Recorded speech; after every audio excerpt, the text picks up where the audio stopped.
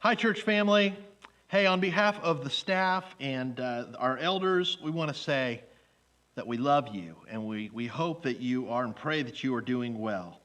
We also want to thank you for your faithfulness and your support of the church and the mission as we've walked through really what is an unprecedented historic event in our world's history. We will never forget this.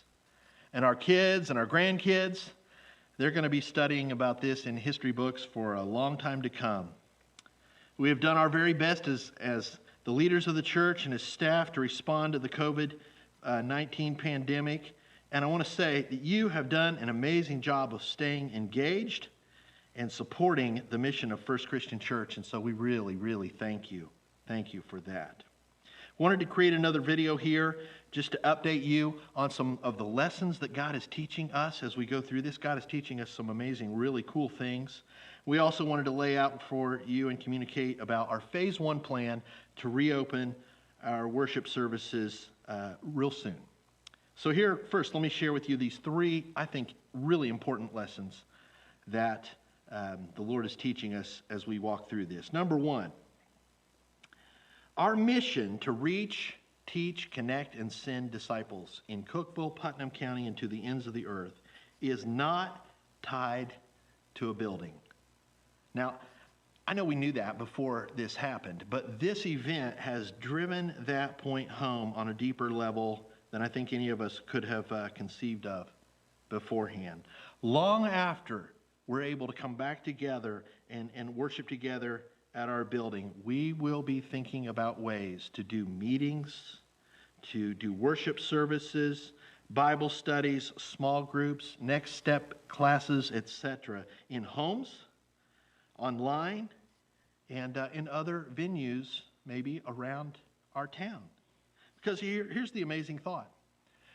The New Testament church, the early church, the one that we aspire to model ourselves after, the one that Jesus planted with the apostles in the first century, they never met at a church building. They didn't have a church building. They met primarily in homes and maybe some other places around town. And we would love to tap into that and follow that example more in the future. One of the things that we'd love to see happen is this fall, we would love it if all of our small groups, when they relaunch, if they launched in homes. That would be awesome. Lesson number 2 that we've been learning is that online worship ministry is a viable, effective, and essential part of the 21st century post-COVID church's future. Our online worship services have blessed and ministered to a community of people way beyond the borders of Cookeville, Putnam County, and even Tennessee. Indeed, people all over our country have tuned in and worshiped with us online. There's no doubt about it. God is using social ministry or social media online and online worship to grow His kingdom. And we want to be part of what He's doing in that space.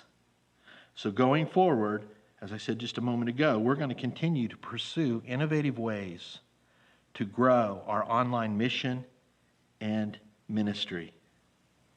And lesson number 3, in-person meetings matter. I know we've all been feeling that one, maybe even the most, as we have not been able to gather together. But in-person matters. While COVID-19 has taught us some awesome lessons that we will cherish and grow and expand upon about online ministry going forward, it has also reminded us of our deep need for in-person, face-to-face connection. Whether it's 2 or 3 in a family room or our whole congregation meeting here in our worship space for a worship service. Gatherings face-to-face for worship, for prayer, for fellowship are deeply, deeply New Testament. They were part of the heart of what Jesus had in mind when He launched His church and called us to love one another and care for one another and be together in that way. And we can't wait to get together real soon. And so with that in mind, let me talk a little bit about our phase 1 plan for reopening our services here at our church building. As we've said from the very beginning, this is a very fluid situation. We hear new news all the time, and it's possible that things could change. But our hopeful and the plan that we think and trust is going to work out for us is that on the 31st of May, so the week after this Sunday, last Sunday in May, at 10 a.m., we'll be able to worship here in our building.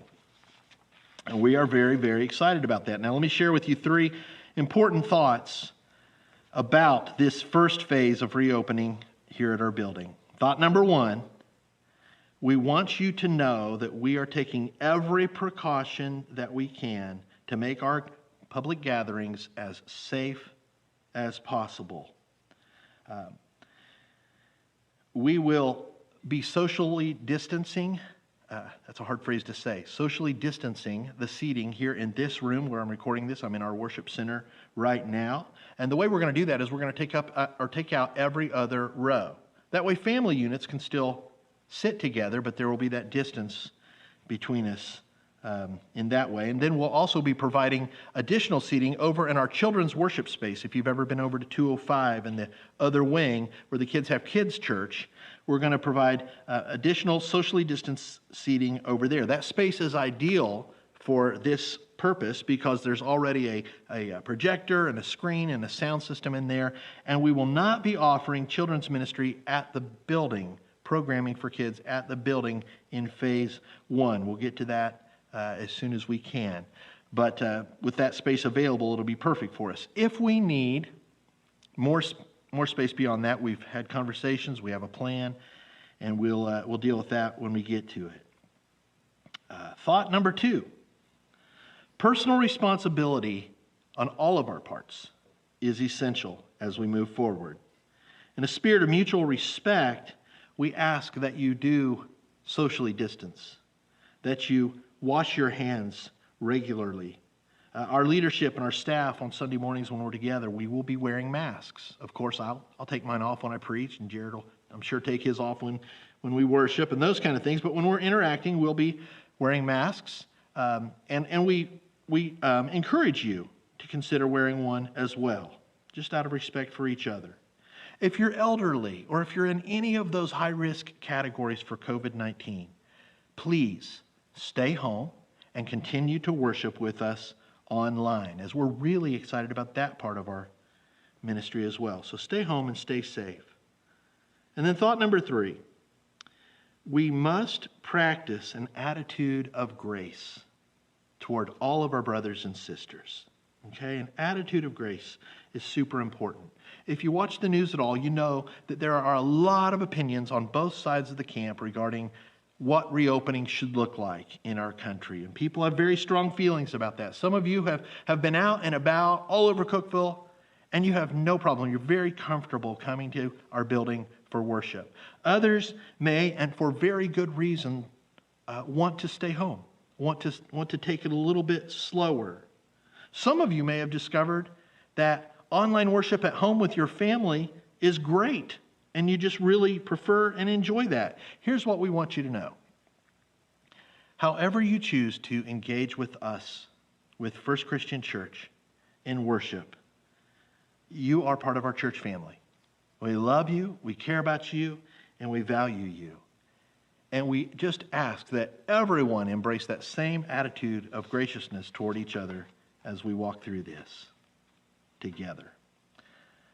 1 Peter chapter 1, verses 6 and 7. Peter says, even though you have to suffer different kinds of trouble for a little while now, the purpose of these troubles, and I have that underlined, isn't it awesome to know that as followers of Jesus, we never face troubles without purpose? God is in this. God is using all of this to grow us, to grow the church, to teach us things, all kinds of things. The purpose of this trouble is to test your faith, as fire tests how genuine gold is. Your faith is more precious than gold, even or gold, and passing this test. Here, I love this. Your faith is, I'm sorry, I messed that up. Let me start this back. Your faith is more precious than gold, and passing the test gives glory, honor, and praise to God. So friends, as we keep our eyes on Jesus and we continue to love each other through this, we bring glory to our God. God is with us. God is with you. We've come a long way together already, and if we keep our eyes on Christ and continue to walk together toward one another, expressing a Christ-like love for each other, we will emerge on the other side of this stronger than we were at the beginning. What will phase 2 look like? What are we going to do next? Honestly, I don't know. But here's what I know. Our Good Shepherd, who has led us through all of this, right up to this point, taught us, hey, you know what? Don't worry about tomorrow. Don't borrow trouble from tomorrow. I'll be there. When phase 2 gets here, he'll lead us through the next one just fine. So for right now, continue to look after each other. Continue to love each other. If your small group feels comfortable, we encourage you to look for ways to get together for fellowship, for a study. If you know of anyone who might not have ready access or easy access to this video, who might miss this, do us a favor and share this information with them. Let them know what the plan is, primarily about the opening date of the 31st at 10 a.m. We love you. We're looking forward to seeing you very soon. And in the meantime, may the love of God and the power of the Holy Spirit and the peace of Christ be with you every day. God bless.